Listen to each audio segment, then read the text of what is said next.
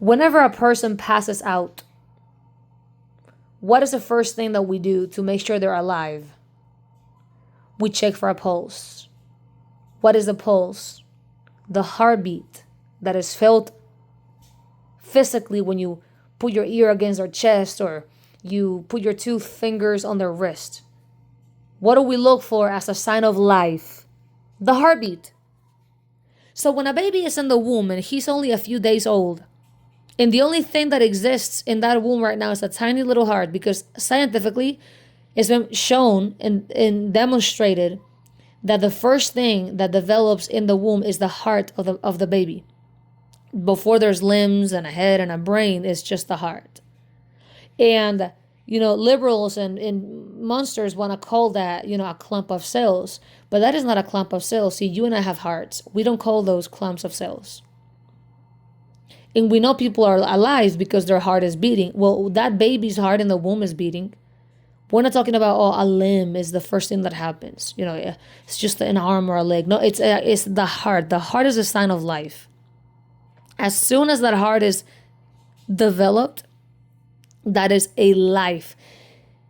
As soon as a baby is conceived, that is a life. The soul has already been placed in that womb. And that soul is going to have a body soon. The greatest people you have ever seen, Michael Jackson, Elon Musk, all these people, all the greatest people in history to this day, every human being, we all have one thing in common. We had a humble beginning. At one point in our history, we all looked like tiny little jelly beans in our mother's womb.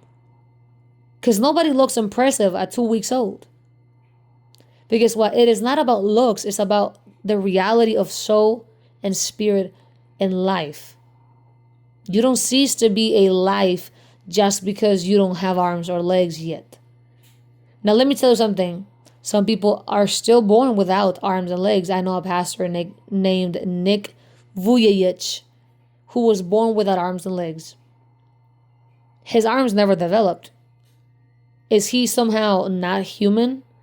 Not alive, but a clump of cells because he didn't look like a regular baby when he was born? No. The man is still a human being.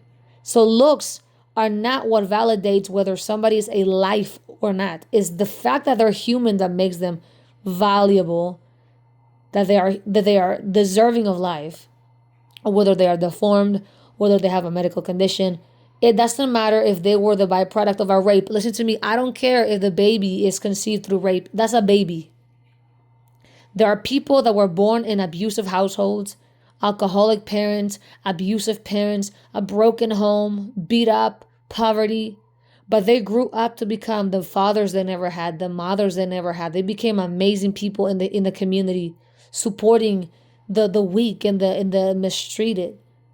Being amazing beings. Notice how there are people out there born in these horrible situations that didn't become the sum of what happened to them. They overcame, by the grace of Jesus, the horrible things they went through, and they became amazing people.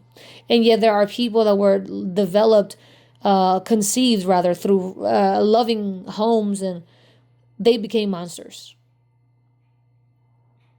It is not how you were it's not how you were conceived. It is who you choose to become. So many people were conceived through our abuse and rape, and yet they became amazing human beings. They became loving beings. Fathers and mothers and brothers and sisters, people that are kind. How many of you, there are people that you look up to that you have no idea how they were conceived? But you wouldn't know anything because when you look at them, oh, that's just Mike. Loving Mike, or that's just mom, that's just dad. Some of you, the people that you love the most were conceived through rape. But it makes no difference because you love them still.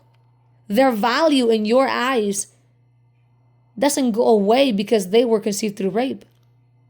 Would you look at your husband any different or your wife any different because when you find out that they were conceived through rape? Absolutely not. If you genuinely love them, you could care less how they were conceived. That's your husband, that's your wife. If you find out that the sister that you love deeply, that you've always wondered why she looks different, because she might be blonde and you're brunette or whatever it is, was actually conceived through rape, will you love her any less? Would you love her any less? You wouldn't, because that's your sister. You love her. Whoever her biological dad is and whatever he did to your mom doesn't change how you love her. She's not a mistake to you. That's your sister. You would die in her place. Her value, you're able to see her value for who she is, not because of how she was conceived. If I put two babies side by side in front of you, one conceived through rape and one conceived lovingly, you can't tell the difference. They're both babies. Okay, most people are good people, and if they see a baby, they're not wondering, should I save him? Should I protect him? Because maybe it's the baby of a Democrat or the baby of a Republican. I don't want to. Most of you that are listening, if you see a baby in a dumpster, you don't care if he's black, if he's white. You don't care if he's a Democrat's baby, a Republican's baby. You don't care if he was conceived through rape or lovingly and somehow ended up in a dumpster. All you care about is saving that baby. Nobody stops to ask questions. Should I save this baby? Is he really worthy of life? Because there might be a chance that he was conceived through rape. You don't question that. Because that's only a monster would do that. All you do is save the baby. How many people out there, including some of you that are listening, you overcame the circumstances. You looked past it. You didn't allow the circumstances to define you. How many of you were born in abusive households and you didn't let that define you? Exactly. You're not the sum of the things your parents did. So you can't tell, a person, and some of you are saying, well, what if the victim is a 12-year-old? Okay, so it's heartbreaking that a 12-year-old was raped, but that's still a baby in her womb. And that baby doesn't get to pay for the sins of the man that abused his mom. It's already bad enough that a young girl was raped. You want to add a murder to it? She survived it. She gets to heal from it. She gets to make her life, but to have a life. But the baby, if you kill that baby, it's over for him. He doesn't get a redemption story. How many wonderful people out there have testified that they indeed were conceived through rape, but they have organizations that help women that have been abused. These children go on to become amazing people. When I walk down the street, if I see a kid, I just see a kid. I don't care if that kid was conceived abusively. I don't see that. I just see a child. If you show me your kid, I don't know if that's the baby, if that baby was conceived through rape or in a loving relationship. That's not my problem. My only business is how cute the little baby is. And if a child needs my help, I'm not stopping to ask questions. Let's see if he deserves to live. Of course he deserves to live. There's no reason in this universe to make a kid be unworthy of life. There's nothing can make me look at a kid and be like, this baby don't deserve to live. No way.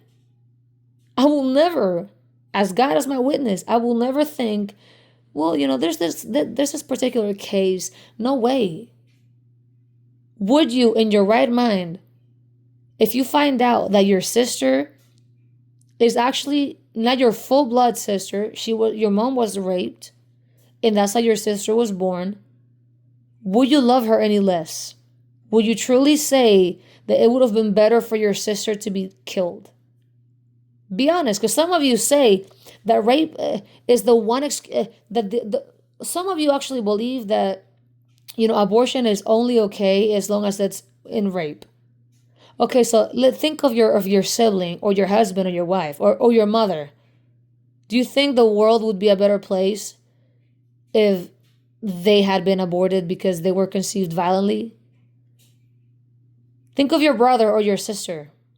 If you find out that they were actually conceived through rape, that your mom was violated at some point and she became pregnant and that's how you got a sister, do you actually believe that she is worthless, that she does not deserve to live? Will you see them any different? No, you wouldn't. Some of you know this. You can't imagine a life without your sibling. If I found out that my sister was the product of an abuse, I'd be heartbroken for my mom because that's sad that she would go through something like that. But I wouldn't be like, oh yeah, my sister's worthless. No, I wouldn't say that. I would die in her place. If my sister had been the product of such a thing, I would love her still. And I would make sure she knows, hey, I love you. You are special. You are not a mistake. I would go out of my way because I'm so caring that I would be afraid that she would think that she's anything less than the best. So instead, I would do the opposite. I would make sure, listen, nah, you're still my sister. And I would make it clear that that is not who they are. I get it. It's got to be heartbreaking knowing that you were not wanted, that you were not planned for, that you were conceived violently. But guess what? That is not who you are. You are a human being made in the image of God, and you don't answer for your parents' mistakes. You answer for your choices, and you get to define your life through your choices. You don't have to be the person that your dad was or your mom was, right? So many women have been abused. They became pregnant and they still chose life. I heard a story, and I can't share too many details, but a 12-year-old was raped. And the family, if I remember correctly, they were not imposing any ideology or belief upon her. They knew that this was something so traumatic that they were not going to criticize the little girl for making either choice. The little girl ended up choosing life. She chose her baby. She said, that is my son or that is my daughter. I can't remember if it's a male or a female. The point blank is that's a baby. And we actually gathered a few clothes and we gave her some clothes. And it was amazing to me that this child, better than many grown women, and I'm not criticizing nobody. That is not my intention, because the truth is, rape is so heinous, it messes with the minds of the victims. So, some women were so distraught, so broken, so traumatized that that's what they thought was best. They were wrong, but I can't criticize because they were broken. They were mentally, not right in that moment. They were frustrated, they were traumatized, they were angry, they were sad, and they thought that was best. I'm not condemning anybody for making such a choice under so much pressure. I'm just saying, it's amazing to me that a child, a 12-year-old, was able to make such a mature decision. I mean, she's a kid. She went through the same thing that these grown women have gone through. Again, not criticizing. I'm just admiring the reality. And she still chose life. It is insane to me that she has so much clarity in that moment to still choose life, because she acknowledged the obvious. This is a baby, and this baby is not at fault for what happened. And so, none of us is perfect. Who are we to go around telling people that they don't deserve to live? And who are we? Listen, I was conceived lovingly. My sister was conceived lovingly. When my mom and dad wanted a kid, they stopped taking the pill, and my mom got pregnant a few months later. And then that's how my sister came into the world. And then 6 years later, my sister wanted a sister, and my mom and dad wanted a second child, and they decided that they wanted me. So my mom got off the pill, and 3 months later, she got pregnant with me. A year later, I was born. I was planned, and so was my sister, right?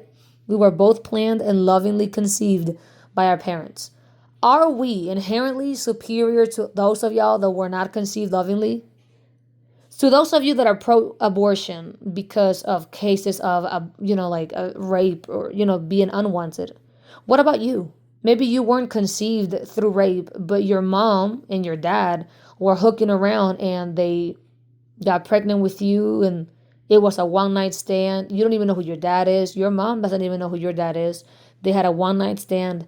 You came into the world. Are you less worthy of life? Are you inherently worthless because you were not planned? How many of you that are watching this video were actually not planned? Go ask your mom. Don't ask her why you're asking. Just be like, Mom, was I planned? Some of you know already the story. You were not planned. Your parents went on a trip. They forgot to bring preservatives or contraceptives. And they were like, well, and you came into the world. Are you inherently worthless because you were not wanted? Are children only worthy of life if they're wanted? We grieve when a mother loses her baby at 2 weeks when she has a spontaneous miscarriage. But we want to celebrate a mother who willingly chose to abort her kid. So that child is only worthy of life if he's wanted. We only shed tears for the one that was wanted, but we will celebrate the death of the one that is not wanted. No, a kid is a kid regardless. A baby is a baby regardless. You don't get to say who's worthy and who's not, because then you become Hitler. Hitler said that black people were worthless. Hitler said the Jews were worthless. Hitler said the gays were worthless. And he put them all to death. Hitler started to go around defining the value of human life. During the Jim Crow era, by the way, in America, blacks were told, and everybody was told, that black people were 1/5 human.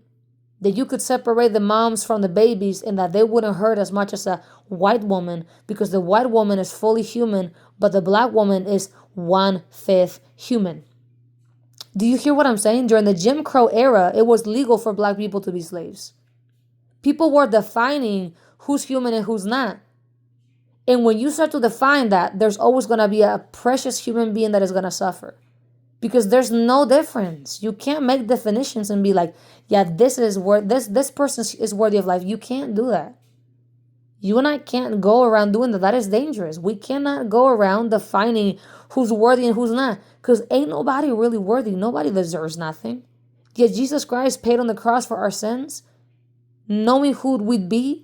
He died for the pedophiles, for the rapists, for the killers, for the prostitutes. He died for the human traffickers, for the politicians that are corrupt, for the celebrities that are doing human trafficking and satanic rituals. Jesus Christ paid for the sins of all human beings, past, present, and future, so that whosoever repents, right, gets salvation.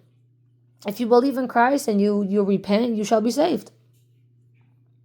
The only thing that will justify us is the blood of Christ. That's it. And because we were made in the image of God, we are all worthy of life. And that's it.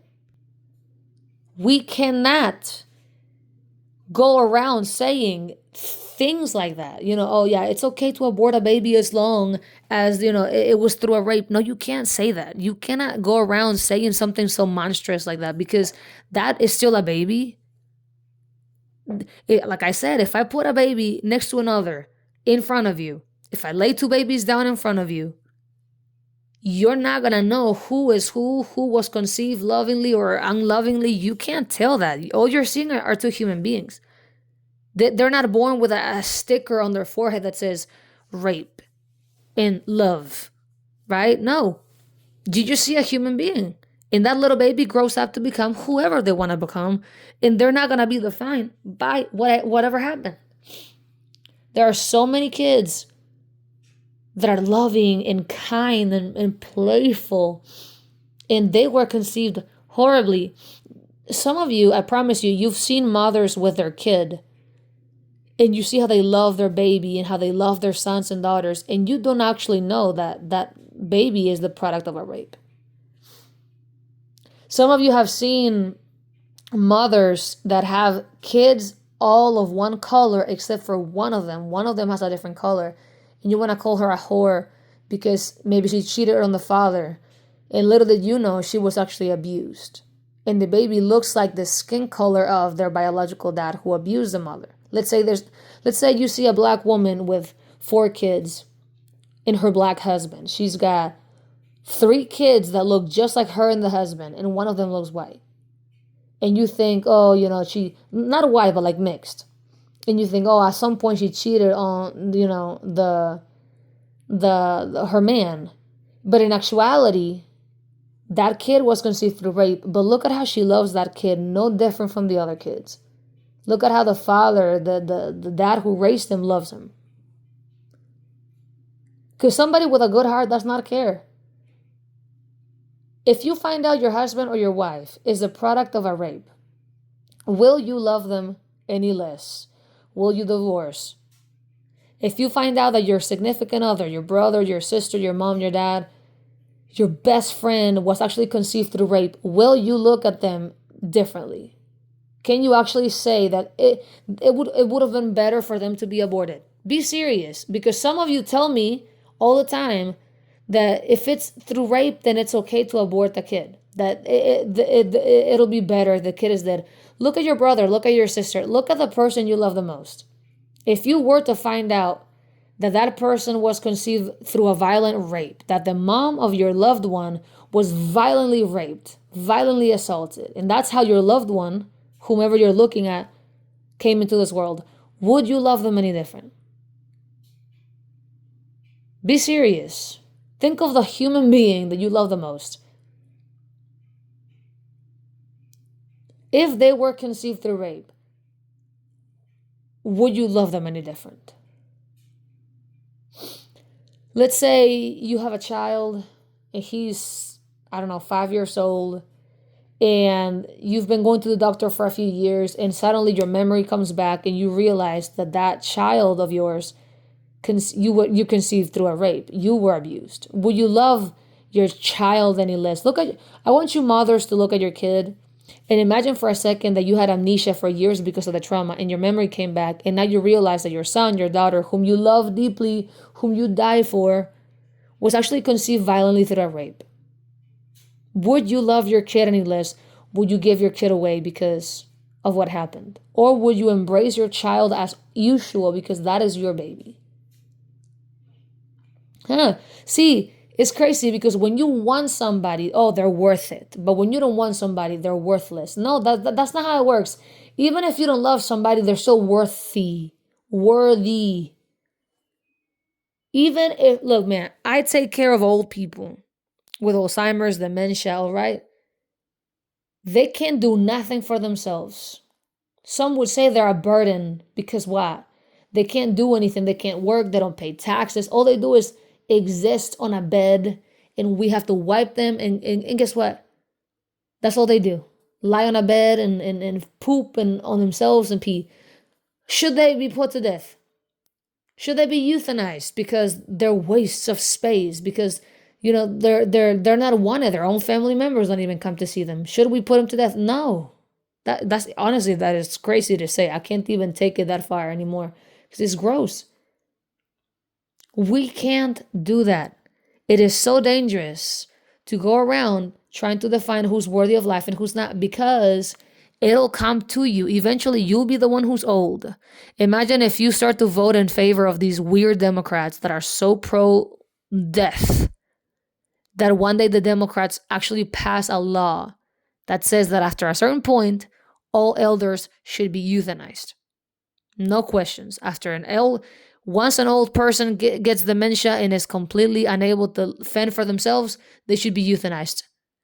Imagine your mom, your dad, the people that you love, if they have dementia and Alzheimer's and they come to a place where they don't even speak, but they're still alive. You get to visit them and all these things, or you get to be with them in the home, in your house. But then the government comes into your house and takes them away.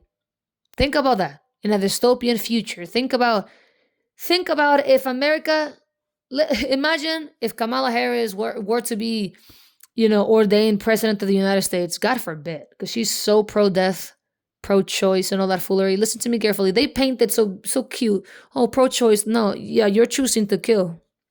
Now listen to me.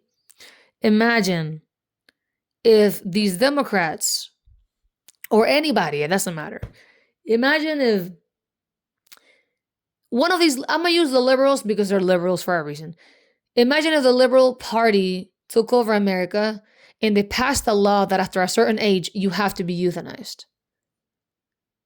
If you can no longer pay taxes, if you can no longer drive, if you can no longer feed yourself and take care of yourself, you're a waste of space, you're a burden to society, you need to be euthanized. How would you feel if somebody decided to say who's worthy of life and who's not, and then comes the day when your mom, whom you love, or your dad, whom you love, right? Someone you care about deeply gets up one day confused and they develop dementia. What are you going to do? Because this loved one of yours, after a certain point, they're going to be euthanized. Chris Hemsworth, the actor who plays Thor in the movie Thor, he was developed recently to have dementia. So the guy has dementia. He's young, but he has dementia. Some of you love Chris Hemsworth. Is he worthy of death? What if the law happens where they decide that once you develop dementia and your mind is completely gone, you should be euthanized? Imagine some people that are very young develop dementia early, like in their 30s, 40s, 50s. They're young, they're strong, but their mind is fogging already. Imagine your husband. Imagine that you're young, you're in your 40s, and your husband or your wife develops dementia. They're diagnosed with dementia. And there's a law that says, a very liberal law that says that your husband or your wife is a burden to society. They can no longer work or pay taxes. Therefore, they shall be euthanized. Can you imagine how heartbreaking it is? Because whether a person has dementia or not, that's your family member. You get to see them. They might not remember you. They might not know who you are, but you love them. You go to see them. It breaks your heart, but you love them, right? It's your mom. You want her here. Whether she has dementia or whether she has cancer, you want her here, right? But now imagine that the government passes a law that anybody with dementia and Alzheimer's gets put to death, euthanized, peacefully. They're not going to feel pain. How horrible would that be? Oh, you think that's horrible? Well, it's the same thing with babies. They want to look, Democrats want to pass a law that legalizes abortion after 9 months. So when the baby is fully developed and ready to be birthed, let's say the mother, the day before she is to give birth, changes her mind. She decides she's not ready to be a mother, but she has a fully developed baby. She felt that baby kicking in her belly and seeing her belly move and things like that. But the monstrous woman decides, I don't want a kid, and decides to put him to death. That would be awful, wouldn't it? Well, that is exactly what these Democrats are trying to do. They're trying to pass a law. I think it's Amendment 3 or 4, one of the two, that wants to, it's number 3, that wants to legalize. One of them, you have to research it for yourself, to legalize abortion. That's why I'm voting in favor of number 2. Amendment policy number 2, amendment number 2, because number 2 means that they're trying to destroy abortion in the United States, which, yes. You cannot euthanize a kid. You know that some forms of abortion is literally euthanization. They inject the kid with something that dries the amniotic fluid so that the kid dies and dries up and dies. That is what's happening. Babies are babies no matter how they were conceived. Old people are old people, human, no matter their condition. Imagine, Hitler was putting people to death for being old, for being sickly. It wasn't just blacks, gays, and Jews. Hitler was killing also people in wheelchairs, old people. And they literally made lamps, shoes, and all kinds of merchandise from human leather. You see why it's so dangerous? And they're trying to convince young people today that the Holocaust didn't happen. Why? Because they want to repeat those things. It starts with telling people, yeah, babies are not babies. It's just a clump of cells. Honey, a heart is not a clump of cells. The heartbeat is how we define life. If a person passes out, what do? They look for a heartbeat. They put their ear against their chest and they say, oh, he's living. When they use a defibrillator, when they shock the person's heart, what's the point? To make that heart beat. Because the heartbeat is the sign of life. And that principle doesn't go away just because it's a tiny, teeny little heart. No. Because remember, the first thing that is developed in the belly of the mom is the heart. If a heart beating defines life, if we call life a heart beating, then a baby in the womb, that's a life. There is no such thing as a clump of cells. There is no such thing, you moronic idiots. There is no such thing as a clump of cells when it comes to a baby. As soon as you have a heart, that you've got a heart, that's alive already. And by the way, life begins spiritually at conception, not just the physical heart beating at conception. A soul was already put in that DNA.